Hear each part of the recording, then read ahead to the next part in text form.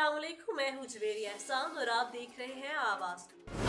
चीन ने कहा है कि पाकिस्तान में होने वाले इलेक्शन और इसके नतीजे में होने वाली हुकूमत इनका अंदरूनी मामला है। पाकिस्तान के साथ हमेशा से दोस्ताना ताल्लुकात कायम थे और आइंदा भी रहेंगे। चीन के वज़ारत ख़ारजा के तर्जमान ने पाकिस्तान में होने वाले इलेक्शन और बनने वाली नई हुकूमत के लिए नेक तमन्नाओं का इजहार करते हुए कहा है कि चीन और पाकिस्तान एक दूसरे के तमाम मौसमों के दोस्त हैं।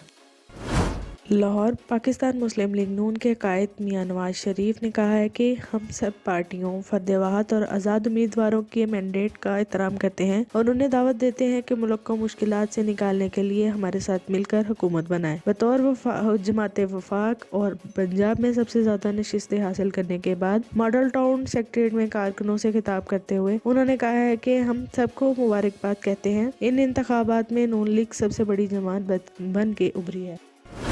फैसलाबाद, मुस्लिम लीग नून के रहनुमा राना सनाउल्लाह को इनके आबाई हलके फैसलाबाद से पीटीआई के जमात याफ्ता उम्मीदवार ने शिकस्त दे दी। साबिक वजीर दाखिला और रहनुमा नून लीग राना सनाउल्लाह को इनके आबाई हलके से शिकस्त का सामना हुआ। NA 100 के तमाम 373 पोलिंग स्टेशन से मौसूला नताइज के मुताबिक पीटीआई की हमायत याफ्ता उम्मीदवार डॉक्टर निसार जट 1,31,996 वोट लेकर कामयाब हो गए, जबकि मुस्लिम लीग नून के राना सनाउल्लाह 1,12,403 वोट लेकर दूसरे नंबर पर रहे।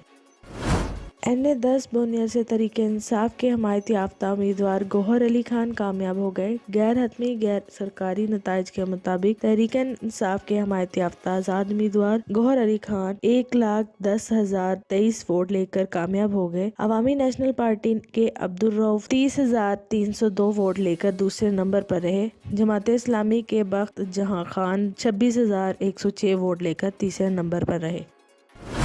वाशिंगटन, अमेरिका के सदर जोन बाइडन ने कहा है कि गजा में इसराइली फौज की कार्रवाइयां जरूरत से ज्यादा और अपनी हद से तजवीज करना है। अमेरिकी सदर जो बाइडन का कहना था, गजा में जंग के आगाज से ही शहरियों की हिफाजत और इनकी होलनाकी को कम करने की कोशिश की है और अब मुकम्मल जंग बंदी के लिए इसराइल से एक सख्त दबाव डाल रहे हैं। अमेरिकी सदर जो बाइडन ने सहाफी को कहा है कि मेरे ख्याल में, जैसा कि आप जानते हैं, गजा में इसराइल का फौजी रद्देअमल शदीद और अपनी हदूद से तजावीज़ पर मबनी रहा है। मुहक्किकीन ने मसनूई ज़हानत का इस्तेमाल करते हुए 2000 साल पुराने दस्तावेज पर लिखे पोशीदा पैगाम का सुराग लगा लिया। चारकोल के टुकड़े जैसे दिखने वाले दस्तावेज को डिजिटली स्कैन करने के बाद जो हरूफ की निशानदेही और रुखे की वर्चुअलिटी तय तक खोलने के लिए मुहक्किकीन ने 3D मैग्नेटिक और मसनूई ज़हानत की तकनीक का सहारा लिया। ये तसनीफ लॉर्ड मेस नामी फिलॉसफी की थी, जिसमें उन्होंने ग़िज़ाई किल्लत के इंसानों पर इससे हासिल होने वाली राहत पर पड़ने वाले असरात के मुतालिक ख्यालात का इजहार किया था। साबिक सदर आसिफ अली जरदारी और पाकिस्तान पीपल्स पार्टी के चेयरमैन बिलावल भुट्टो जरदारी लाहौर पहुंच गए, जहां उनकी लीगी क़यादत से मुलाकात और आइंदा हुकूमत के हवाले से मुज़ाकरात का इम्कान हुआ। नून लीग के सदर शहबाज शरीफ और इसहाक डार आसिफ जरदारी से मुलाकात करेंगे और नवाज शरीफ का खुसूसी पैगाम पहुँचाएंगे। शहबाज शरीफ आसिफ अली जरदारी को नवाज शरीफ की जानिब से वफाक में मुश्तरका हुकूमत साजी की दावत भी देंगे।